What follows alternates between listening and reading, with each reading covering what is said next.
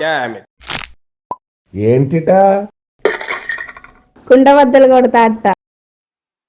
నమస్కారం, కుండబద్దల ప్రేక్షకులకు స్వాగతం.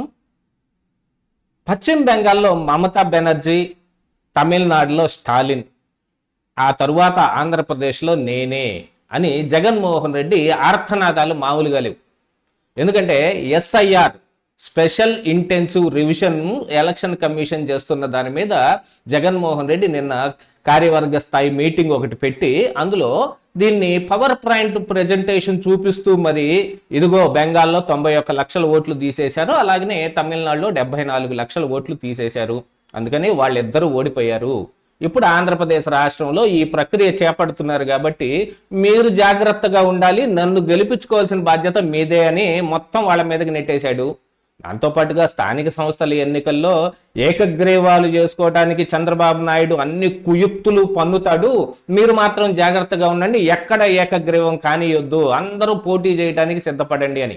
అంటే గతంలో జగన్మోహన్ రెడ్డి ఏం చేశాడో ఇప్పుడు అదేది చంద్రబాబు నాయుడు చేస్తాడనే ఒక భయం అయితే జగన్మోహన్ రెడ్డిలో కనపడుతుంది.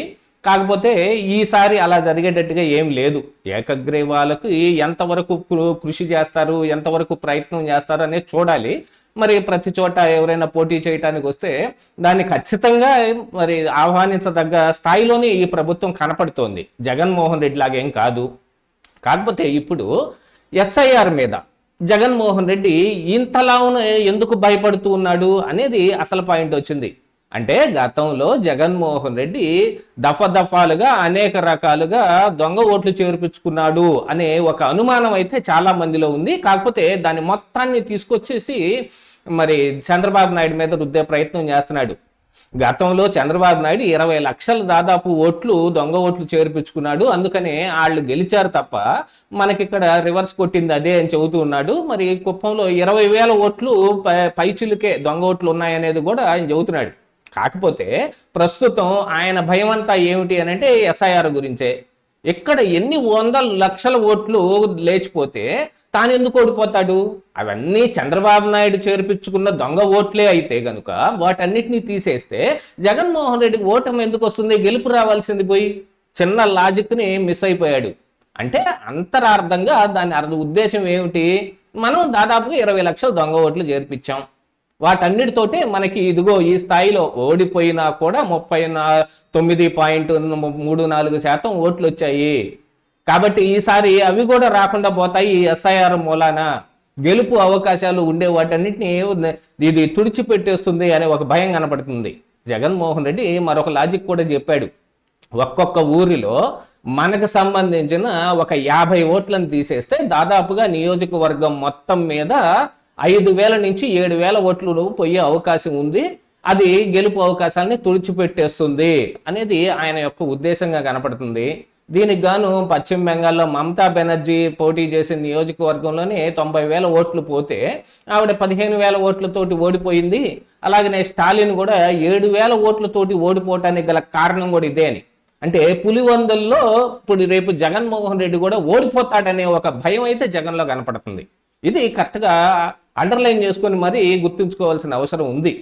ఇక స్థానిక సంస్థల ఎన్నికలకు వచ్చేటప్పటికి మరి గతంలో జగన్ ఏం చేశాడు, ఇప్పుడు ఈ ప్రభుత్వం ఏం చేస్తుంది అనే దాని మీద చాలా విషయాలు ఆధారపడి ఉన్నప్పటికీ ఏకగ్రీవాలకైతే ఎక్కువగా కృషి చేసే అవకాశం ఉంది.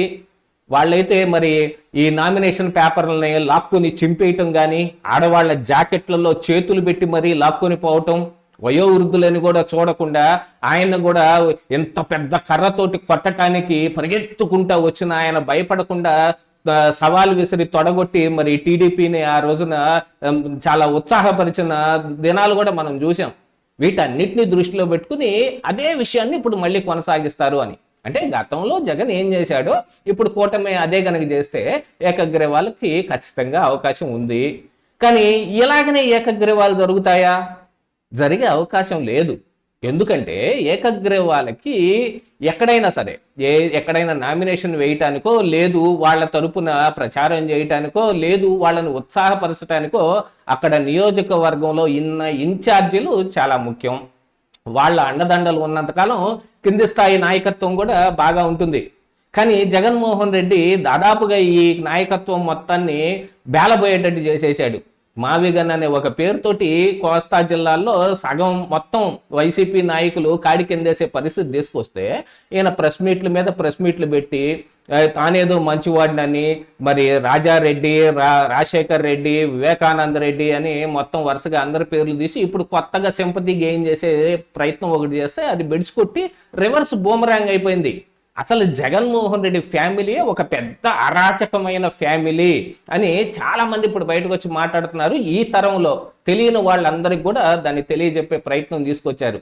అసలు రాజారెడ్డి ఏం చేసేవాడు, రాజశేఖర్ రెడ్డి గతంలో మహానేతగా పేరు పడ్డాడు, కానీ అలాంటిది ఏం కాదు. ఆయన కూడా అసలు తులసిరెడ్డి లాంటి వాళ్ళని చంపేయటానికి కూడా ఆయన చాలా వెనుకాడకుండా ఆదేశాలు ఇచ్చాడు అనేది కూడా ఈ రోజుల్లో యూట్యూబ్ వీడియోల్లో చాలా ముందుకు వస్తున్నారు అందరూ. ఇంకా మెయిన్ మీడియాలో అయితే మొత్తం తవ్వకాలు కూడా మొదలు పెట్టారు.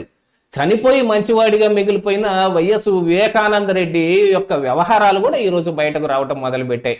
అంటే ఆ కుటుంబమే ఓ పెద్ద అరాచకమైన కుటుంబం అని.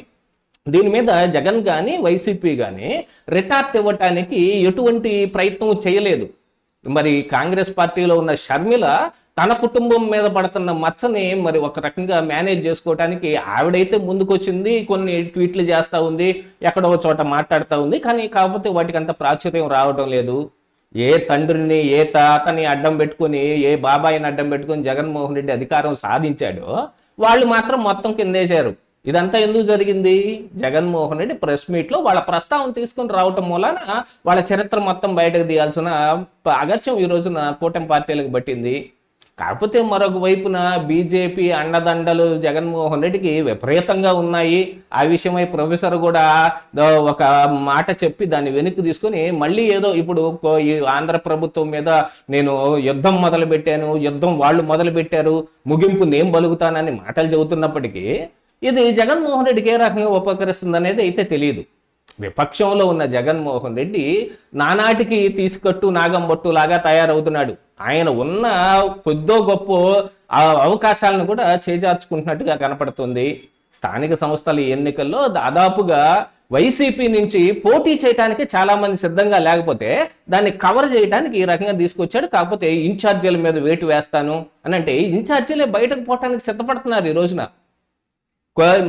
ఈ కోస్తా జిల్లాల మొత్తంలో వైసీపీ ఎంత అధమస్థానానికి పడిపోవాలో అంత అధమస్థానానికి పడిపోతే జగన్మోహన్ రెడ్డి మాత్రం ఇప్పుడు వేరే కొన్ని కొత్త కార్యక్రమాలు తీసుకొచ్చి 2 సంవత్సరాలు అవుతున్న కారణానికి ఆయన కూడా ఒక బుక్లెట్ ఏదో తీసుకొచ్చి మరి నియోజకవర్గం స్థాయిలోనూ మండలం స్థాయిలోనూ విపరీతంగా నిరసనలు తెలపండి అని చెబుతూ ఉంటాడు. కానీ ఆయన మాత్రం బెంగళూరు ప్యాలెస్లో దాంకొని ఉంటాడు. ఆయన ఏ రోజున రోడ్డు మీదకి వచ్చి ఒక నిరసన తెలిపిన పాపాను బాడు. గతంలో మొత్తం జరిగింది ఇదే కదా, రేపు కూడా ఇదే జరగబోతుంది. కాకపోతే ఇక్కడ ఎస్ఐఆర్ గురించి మాట్లాడేటప్పటికీ జగన్మోహన్ రెడ్డిలో ఉన్న భయం కాస్త ఎలాగొచ్చింది అని అంటే మమతా బెనర్జీ, స్టాలిన్, ఆ తర్వాత లిస్టులో ఉంది నేనే అన్నట్టుగా కనపడటం లేదు. ఇదే ఈరోజు కుండబద్దలు.